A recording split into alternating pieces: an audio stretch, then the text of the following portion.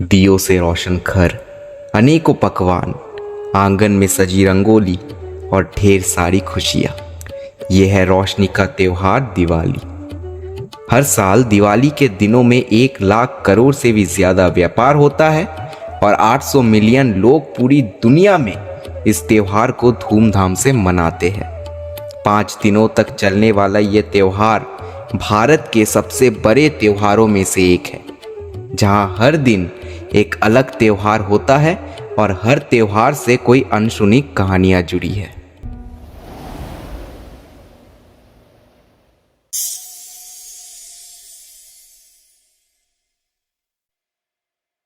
कहानी है हीम नाम की एक राजा की, जिनका एकमात्र पुत्र उनकी जान से भी ज्यादा प्यारा था।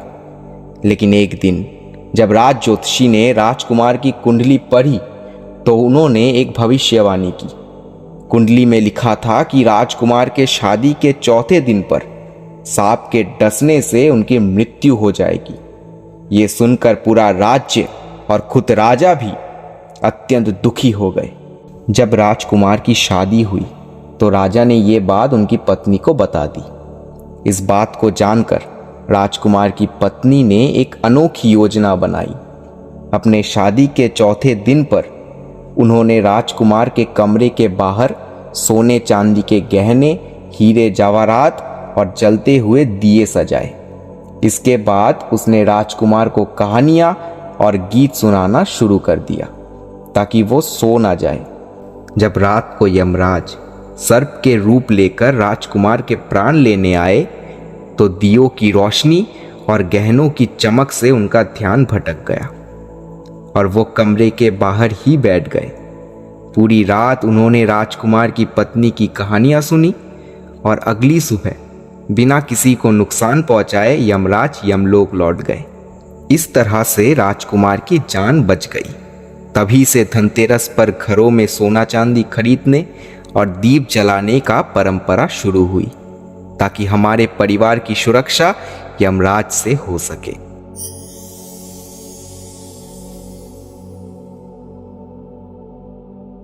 दिवाली के दूसरे दिन को नरक चतुर्दशी या काली चौदस के रूप में जाना जाता है।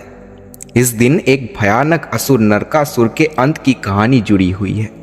नरकासुर, जो कि भूमि देवी के पुत्र था, एक शक्तिशाली राक्षस भी था। उसे यह वरदान प्राप्त था कि उसकी मृत्यु उसकी मां के हाथों ही होगी। इस वरदान के चलते उसने तीनों लोकों में अत्याचार करना शुरू कर दिया। नरकासुर ने देवताओं और ऋषियों पर हमला किया और यहाँ तक कि देव माताओं और अप्सराओं को बंदी बना लिया। उसकी क्रूरता की हद तो तब हो गई जब उसने 16,000 स्त्रियों को बंदी बनाकर अपने महल में कैद कर लिया।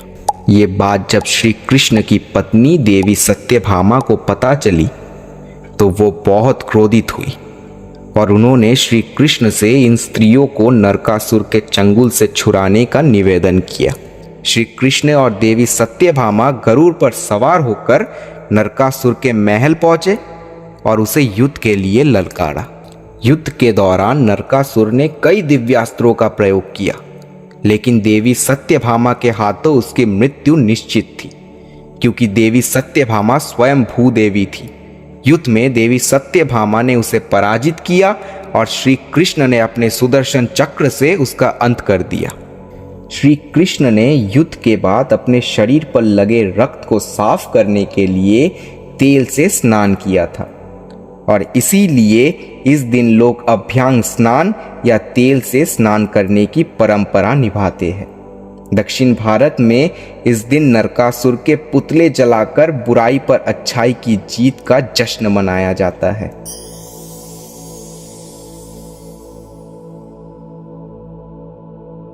तीसरे दिन आता है दीपावली का मुख्य पर्व, जिसे दीपोत्सव भी कहा जाता है। इस दिन का महत्व इस बात का है कि भगवान श्री राम, माता सीता और भाई लक्ष्मण 14 वर्षों के वनवास के बाद अयोध्या लौटे थे। अयोध्या वासियों ने श्री राम के स्वागत के लिए पूरी नगरी को दीपों से जगमग कर दिया था। यह दृश्य इतना अद्भुत था कि आज भी लोग इस खुशी को दीप जलाकर मनाते हैं। दीपावली का ये दिन अच्छाई की बुराई पर जीत और सत्य की विजय का प्रतीक है। दीपावली को लेकर जैन समुदाय में भी विशेष आस्था है, क्योंकि इसी दिन 24वें तीर्थंकर महावीर स्वामी ने मोक्ष प्राप्त किया था। बंगाल में इस दिन देवी काली की पूजा भी की जाती है।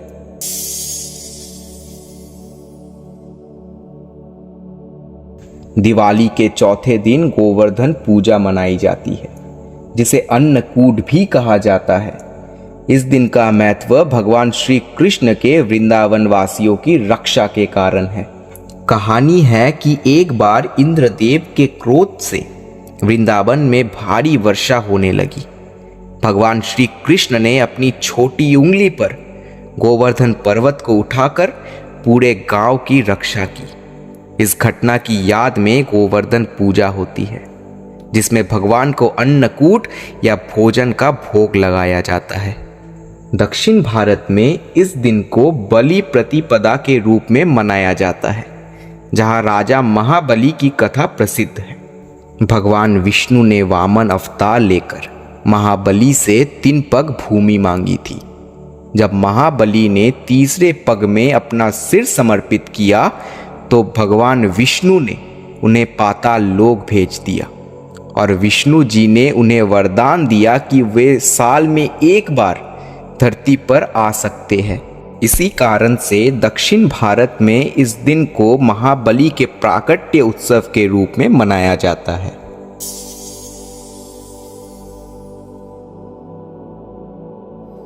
दिवाली के 5वें और अंतिम दिन को भाई दूज या यम द्वितीया के रूप में मनाया जाता है। ये दिन भाई बहन के रिश्ते का प्रतीक है और इनमें बहन अपने भाई की लंबी उम्र की कामना करती है। पौराणिक कथा के अनुसार यमराज अपनी बहन यमी से मिलने उनके घर आए थे। यमी ने अपने भाई का स्वागत तिलक लगाकर किया और उन्हें कई प्रकार के पकवान खिलाए। यमराज इस प्रेम को देखकर अत्यंत प्रसन्न हुए और वरदान दिया कि जो भी भाई इस दिन अपनी बहन से तिलक करवाएगा उसकी उम्र लंबी होगी। इसके बाद से ये परंपरा भाई दूज के रूप में शुरू हुई। कुछ कथाओं में ये भी माना जाता है कि नरकासुर वध के बाद भगवान श्री कृष्ण अपनी बहन सुभद्रा से मिलने गए थे और सुभद्रा ने उनका स्वागत तिलक लगाकर किया था। तभी से भाई दूज की परंपरा का प्रचलन है। तो ये थी दिवाली के 5 दिनों से जुड़ी कुछ अनसुनी कहानियां। दिवाली केवल एक त्योहार नहीं है, यह है अनेकता में एकता का प्रतीक, जहां हर समुदाय इसे अपने अपने अंदाज में मनाते हैं। इस तरह की कहानियां हमें अपने त्योहारों की गहराई से परिचित कराती है। हमें आशा है कि आपको हमारी ये कहानी पसंद आई होगी। अगर आपको वीडियो अच्छी लगी हो तो इसे लाइक और शेयर करना ना भूलें। ऐसी ही अनसुनी कहानियों के लिए हमारे चैनल को सब्सक्राइब कीजिए। हम आपसे मिलेंगे अगले वीडियो में।